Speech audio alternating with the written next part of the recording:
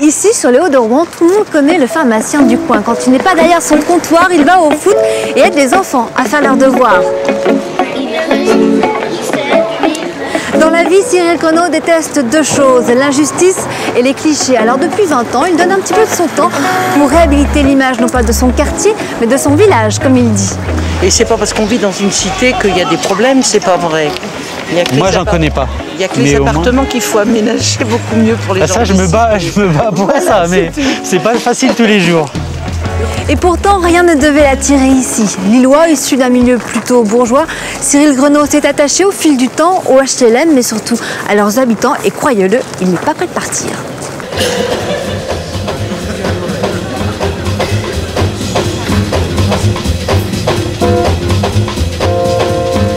Pendant toute cette saison, nous avons rencontré des belles personnes et toutes ont su nous faire partager leur goût pour les autres. Alors pour ce dernier numéro, éloge à la générosité avec ce trio de choc. Tout à l'heure, Jacques Lamblin nous montrera comment on peut redonner une lueur d'espoir avec de simples légumes. Ensuite, pas question de buller pour René, pourtant fan de BD, mais retraité hyperactif à se demander si ses journées durent bien 24 heures. Mais d'abord, retrouvons Cyril Grenaud sur les Hauts-de-Rouen pour nous montrer les richesses de ce quartier.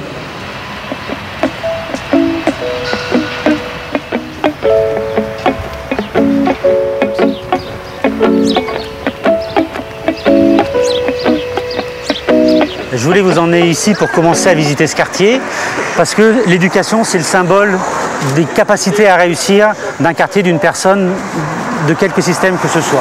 Il y a d'excellents résultats au bac, malgré les difficultés d'assimilation des élèves, eh ben, ça donne de bons résultats. Et ça donne de tellement bons résultats que les gens de la ville, entre guillemets, les gens de la cité, montent ici, certains, parce qu'il y a une possibilité de réussir ici.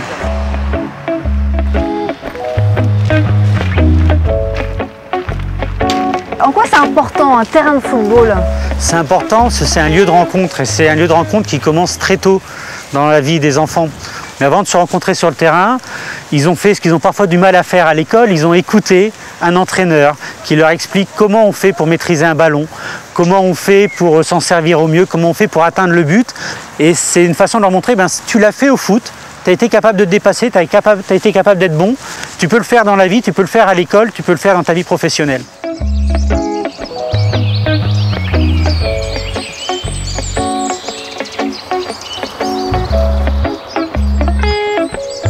Je voulais aussi vous montrer un autre coin intéressant de ce quartier-là.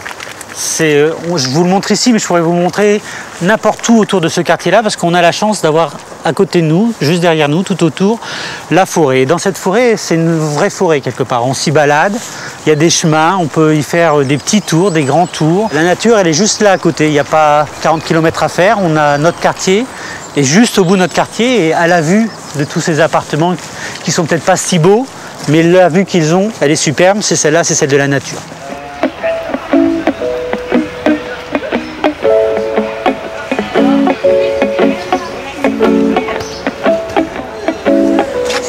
Ça va bien?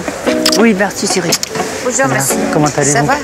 Ça va, la santé, ça va? Ça va, todos.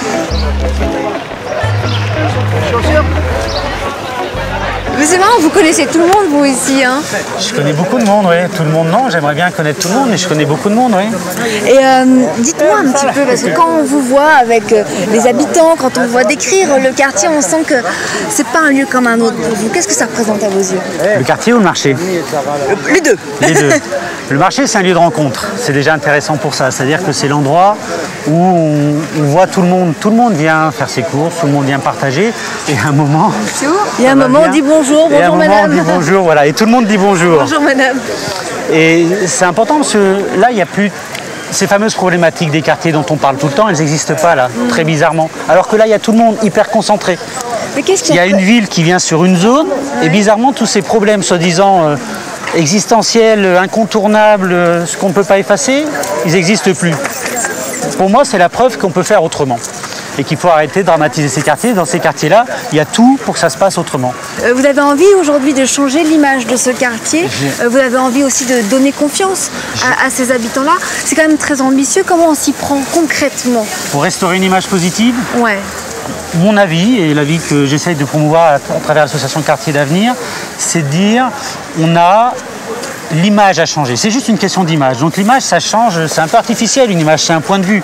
Et bien, il faut changer le point de vue et le regard sur les autres. Alors, la méthode pour le faire, c'est montrer des exemples de réussite. C'est-à-dire qu'un des gros problèmes encore plus existants dans ces quartiers-là qu'ailleurs, c'est la défiance vis-à-vis de notre société. Ouais. Ces gens-là se disent les portes nous sont fermées. On trouvera beaucoup de jeunes qui disent on peut pas. On n'a aucune chance d'arriver à ce qu'on veut faire. Et si on y arrive, de toute façon, on sera encore marqué de notre appartenance à un territoire. Je n'ai pas dit qu'ils avaient tort. Mais comment on fait pour leur redonner confiance? On trouve des exemples de gens qui ont réussi. Aziz Seni, par exemple, la sœur sociale est en panne, j'ai pris l'escalier. Vous connaissez ce livre d'Aziz Seni? Ben voilà, dans les quartiers, il faut se battre plus. Indiscutablement, il faut faire plus parce qu'il y a plus de portes fermées. Mais ce ne sont que des portes, elles peuvent s'ouvrir. Vous pourriez être le pharmacien qui à 19h tire le rideau et puis rentre chez lui. Pourquoi vous vous sentez aussi investi? C'est donnant. Moi j'ai reçu beaucoup. J'ai 20 ans, cette double culture, la leur, d'origine terrestre, attachée à la terre, attachée à leur vie, à la vie de leurs ancêtres, ils me l'ont communiqué. Ouais. À travers l'attitude, à travers les gestes, à travers le discours au quotidien, à travers les histoires racontées. Cette culture-là, elle m'a apporté quelque chose.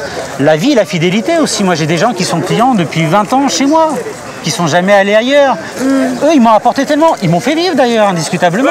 Ma pharmacie ne vit que parce que cette population vit autour. La moindre des choses, c'est si j'en ai la possibilité, que je puisse faire un retour de ça. Justement, j'aimerais vous présenter quelqu'un qui se donne beaucoup aussi. Il s'appelle Frédéric Lamblin et il est jardinier. Il a créé un drôle de potager où il réhabilite non seulement les légumes anciens, mais ça permet à des personnes qui sont plus ou moins bien dans leur peau de venir semer des petites graines d'espoir pour récolter un peu de confiance en soi. Regardons ça. On est bien quand même dans l'univers des jardins, on va y rester, c'est reposant.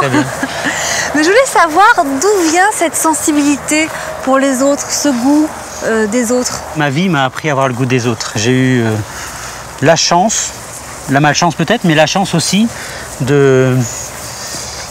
d'être gentiment expulsé de chez moi parce que j'ai pas eu mon bac. Ouais. Je me suis trouvé donc livré à moi-même et j'ai appris la solidarité, celle des autres qui s'est exprimée envers moi. Et je suis très fidèle à cette notion-là, à cette sensation-là, au fait de dire ensemble on fait des choses qu'on peut pas passer, on fait des pas qu'on ne peut pas passer tout seul. Et quand vous dites que vous avez été livré à vous-même, c'est-à-dire ? Je me suis retrouvé sans SDF quelque part. Le mot n'était pas à la mode à l'époque, mais j'ai fait des squats, j'ai dormi chez les amis. J'ai une amie, Isabelle, évidemment on ne peut pas oublier ce genre de choses, qui m'a prêté sa carte de cantine quasiment à l'année, et ce qui m'a permis d'avoir mon repas quotidien. Et tout ça, toutes ces aides des uns et des autres, ces accueils, ces mains tendues, ça m'a été hyper profitable parce que ça m'a permis de réussir mon bac, d'une part, et de retrouver le chemin des études, donc de passer ce cap. Seul, je ne suis pas sûr du tout que j'aurais réussi à le passer. Ce sont des années qui m'ont complètement construite.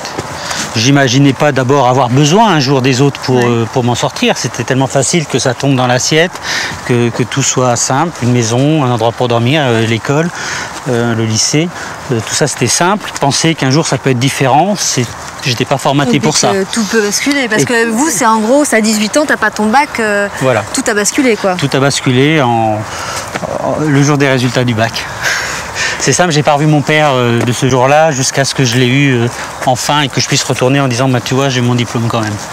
De s'installer dans un quartier populaire plutôt que dans un centre-ville, ça a été un choix? C'était un choix. D'abord, j'ai passé toutes mes études dans des logements sociaux identiques à ceux qu'on voit là. Et j'avais envie d'apporter un plus à cette population-là.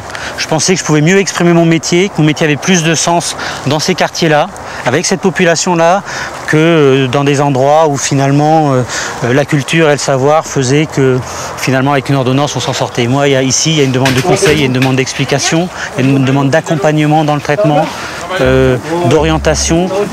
Le métier est enrichi de sa diversité et de la profondeur qu'il prend. Vous vous sentez utile? Absolument. Et j'avais besoin d'être utile.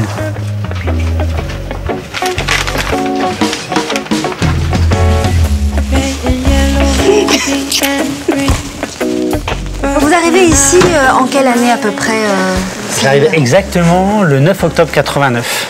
D'accord, c'est précis quand même. Très clair, oui, je peux pas l'oublier parce que mon prédécesseur est parti, a su que j'arrivais à Rouen, il m'a appelé, il m'a donné rendez-vous, il m'a dit tiens prends les clés, moi je m'en vais.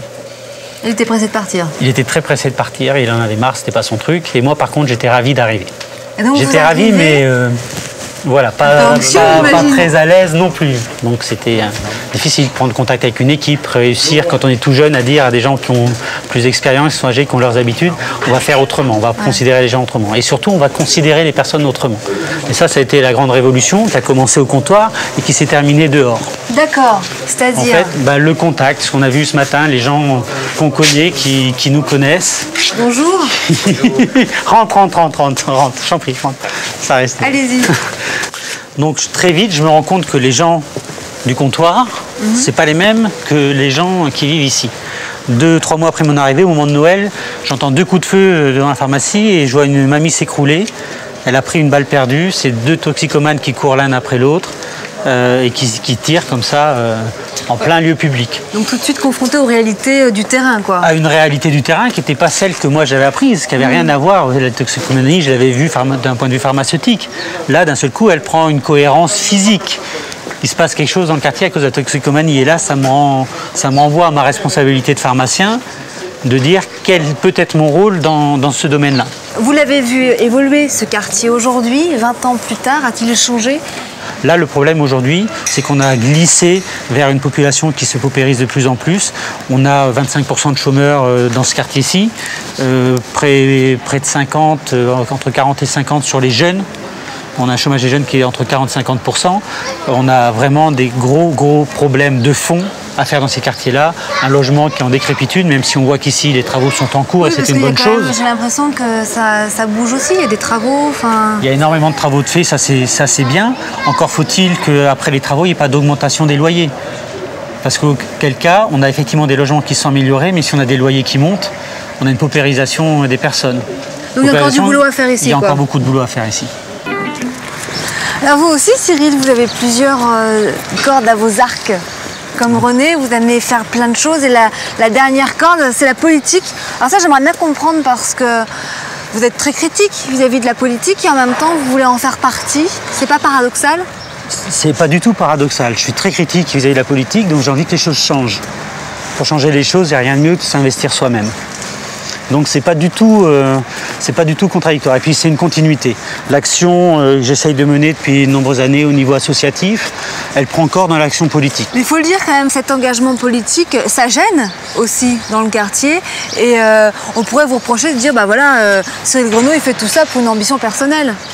C'est pas une ambition politique, les gens le savent. Bon, il suffit d'être au quotidien, vous m'avez suivi un petit peu, vous avez vu un peu comment ça se passait avec les gens. Le contact, c'est le contact humain, c'est le contact du quotidien. C'est pas une ambition personnelle. Je pense que si j'avais voulu construire une ambition personnelle, je l'aurais fait il y a 20 ans. Et pourquoi c'est si important pour vous et quel est l'enjeu pour la société ? De réhabiliter ces quartiers, de changer le regard. Je suis persuadé, ces quartiers, de manière générale en France, c'est environ 10-12,5% de la population. On est en train de rechercher des moteurs de croissance partout à l'extérieur. Comment on change ? Et moi, je suis persuadé que le moteur de croissance de notre société, pour demain, ce sont ces quartiers. Le fait de leur donner non plus la chance d'être le dernier wagon du train, mais d'être un moteur supplémentaire qui va donner de l'énergie, qui va donner de la vitesse au train en question. Et je pense que si on fait le levier, si on amène le petit delta qui manque à ces quartiers-là pour que ça se passe mieux, eh ben on aura une force productrice pour notre société. Et je pense que tout le monde a y gagné. Les gens des quartiers, bien sûr, mais aussi les autres. Eh bien, merci beaucoup Cyril Grenaud de nous avoir fait partager les richesses de ce quartier sur les Hauts-de-Rouen. Je voulais remercier aussi toutes les belles personnes qui nous ont accompagnés pendant toute cette saison. Et je n'oublie pas, bien sûr, les équipes de Talent en Normandie, la lumière, le son, l'image, la rédaction, le montage. Enfin, il y a beaucoup de personnes, des femmes et des hommes de l'ombre. Et je voulais vous tirer un sacré coup de chapeau et vous souhaiter à tous un très bel été.